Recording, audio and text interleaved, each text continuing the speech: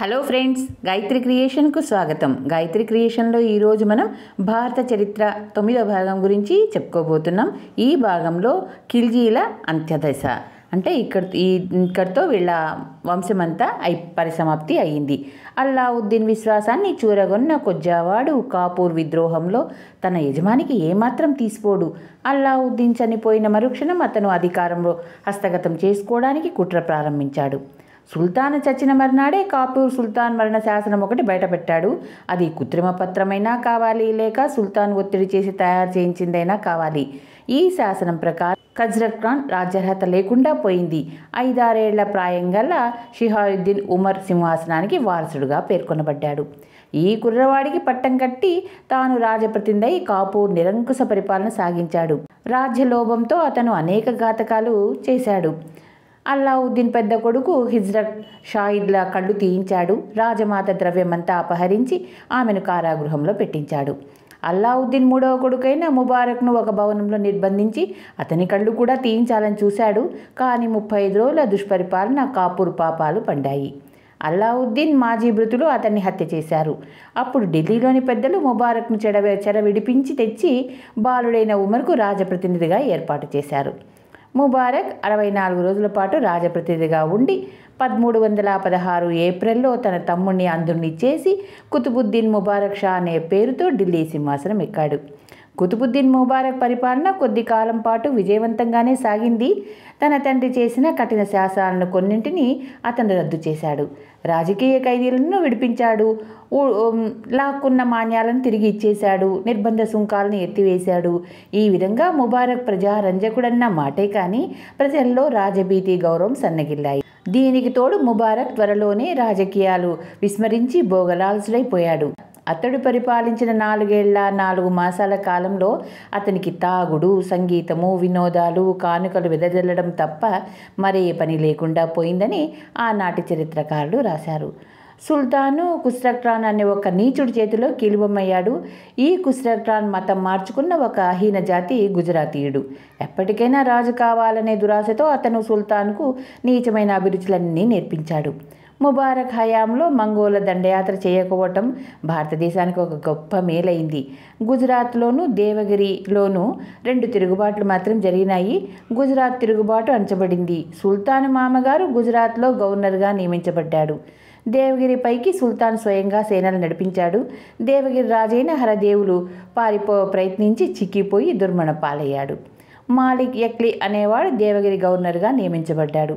ఈ విధంగా యాదవ రాజ్యం నేరుగా సుల్తాను పరిపాలన కిందికి వచ్చింది. సుల్తాన్ను తెలంగాణపైకి ఖుస్రక్ ఖాన్ను పంపి తాను 1 ఏడాది పాటు దేవగిరిలో ఉండి అక్కడ ఒక పెద్ద మసీదు కట్టించి ఢిల్లీకి తిరిగి వచ్చాడు. ముబారక్ ఖలీఫాలు ఆధిపత్యం తోసివేసి ఇస్లాం మతానికి తానే అధిపతినని, స్వర్గంలో ఉన్న దేవుడు ఖలీఫాను తానేనని ప్రకటించి అల్లా వాలిక్ బిల్లా అనే ఒక బిరుదును కూడా తగిలించుకున్నాడు. ఖుస్రక్ సుల్తాను హతమార్చడానికి ప్రయత్నాలు చేస్తున్నట్లు మిత్రుడు చెప్పినా లాభం లేకపోయింది. అతను ఖుస్రక్ ఖాన్ను పూర్తిగా నమ్మి మోసపోయాడు.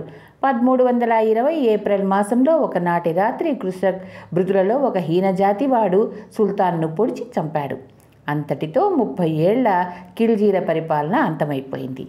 ఖుస్రక్ నాసురుద్దీన్ ఖుస్రక్ షా అనే పేరుతో ఢిల్లీ సింహాసనం ఎక్కి తనకు సహాయపడిన బంధువులకు, ఆటవికులకు బహుమానాలు పంచాడు.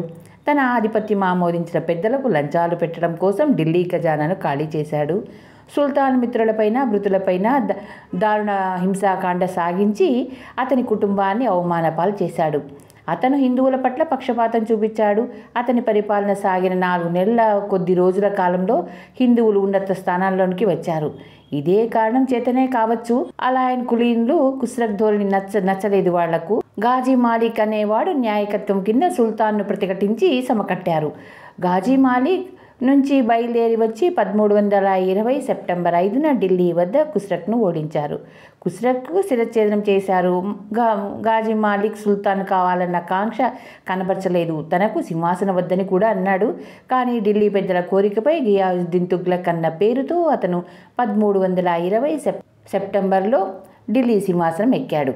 ఘియాసుద్దీన్ తుగ్లక్ పేరుతో ఢిల్లీ సుల్తాన్ అయిన కాజీ మాలిక్ వంశం విదేశీందని చెప్పవచ్చు.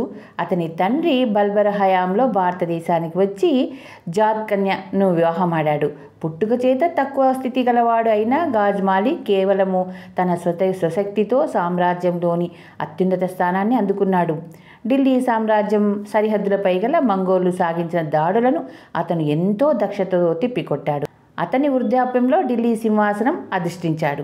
ఢిల్లీ పెద్దలు అతన్ని సుల్తాన్గా ఎన్నుకోవటంలో ఏమాత్రం పొరపాటు చేయలేదు. అతను రాజ్యానికి వచ్చే సమయానికి పరిస్థితులు ఏమీ బాగలేవు. అల్లావుద్దీన్ మరణాంతరం ఏర్పడిన అరాజకం మూలాన పరిపాలన అంతా దెబ్బతిన్నది. దూరపు రాష్ట్రాల్లో ప్రభుత్వం పట్ల అలక్ష్యం ఏర్పడింది. అయితే ఈ పరిస్థితులను అతను ఎంతో సమర్థవంతంతో ఎదుర్కొన్నాడు. పదవి చేపట్టుతూనే పరిపాలనను క్రమబద్ధం చేసి పాత పరిపాలనలో ఉండిన దురలవాట్లను రూపుమాపాడు. ముబారక్ ఖుస్రోలు ఖజానాను ఖాళీ చేశారు. అందుచేత అతను నిశితమైన విచారణ జరిపి అక్రమంగా మంజూరైన జాగీర్లు మొదలైన వాటిని రద్దు చేశాడు. ప్రజల క్షేమంకై ఎన్నో చర్యలు రాష్ట్రాల్లో నిజాయితీపరులైన గవర్నర్లను నియమించాడు. ఫలసాయంలో 10వ వంతు 11వ వంతు మించకుండా శిస్తు ఏర్పాటు చేసి అధికార దుర్వినియోగం జరగకుండా కట్టుదిట్టం చేశాడు. అధిక సంఖ్యాకులైన ఆశ్రయులైన వ్యవసాయాన్ని ప్రోత్సహించాడు. పంట కాలువలు తవ్వించి తోటలు వేయించాడు. బందిపోటు నుంచి వ్యవసాయదారులను కాపాడుకోవడానికి కోటలు నిర్మింపజేశాడు. సుల్తాను న్యాయరక్షణ శాఖ లాంటి ఇతర ప్రభుత్వ శాఖలను కూడా సంస్కరించాడు. దేశంలో శాంతి భద్రతలు కలిగించాడు. పేదలకు సహాయం ఏర్పాటు చేశాడు. మత సంస్థలను కవులను పోషించాడు.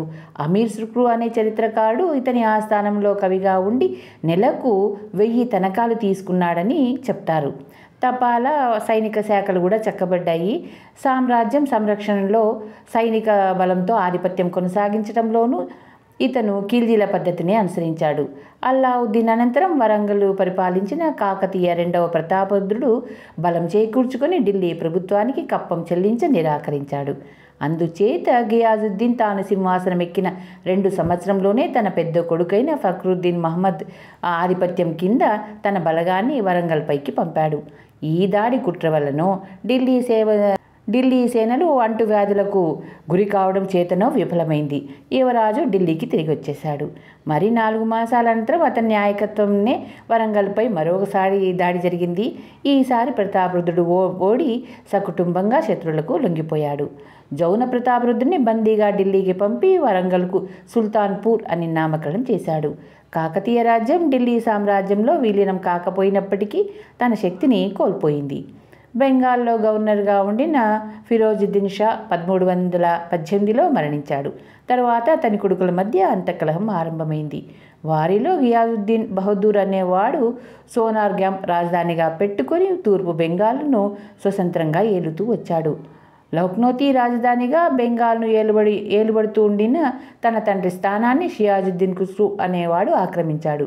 వీరిద్దరికీ నాసిరుద్దీన్ అనే మరొక కొడుకు బెంగాల్ రాజ్యం గురించి ఘర్షణ ఏర్పడింది. 1319లో ఘియాసుద్దీన్ ఖుస్రూను ఓడించి బెంగాల్ సింహాసనం లాక్కున్నాడు.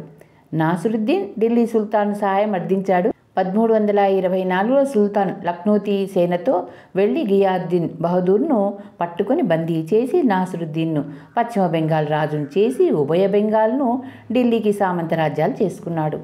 ఆ తర్వాత ఘియాసుద్దీన్ తుగ్లక్ ఆటే కాలం జీవించలేదు. అతని కొడుకు జౌనా నిర్మింపజేసిన ఒక కొయ్య కట్టడం మీద ఉండగా అది కూలిపోయింది.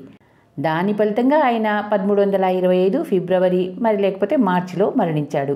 జౌనా తండ్రి మరణం చేజేతులా చేయించాడని కొందరి విశ్వాసం. ధన్యవాదాలు. చివరిగా మీకో మాట, నా ఛానల్లోని కథలు మరియు వంటలు మీకు నచ్చినట్టయితే ఓ లైక్ చేయండి. మీ బంధువులకు, స్నేహితులకు, తెలిసిన వాళ్లకు షేర్ చేయండి. మరిన్ని టేస్టీ వంటల కోసం, మరిన్ని మంచి మంచి కథల కోసం గాయత్రి క్రియేషన్ను సబ్స్క్రైబ్ చేసుకోండి. ధన్యవాదాలు.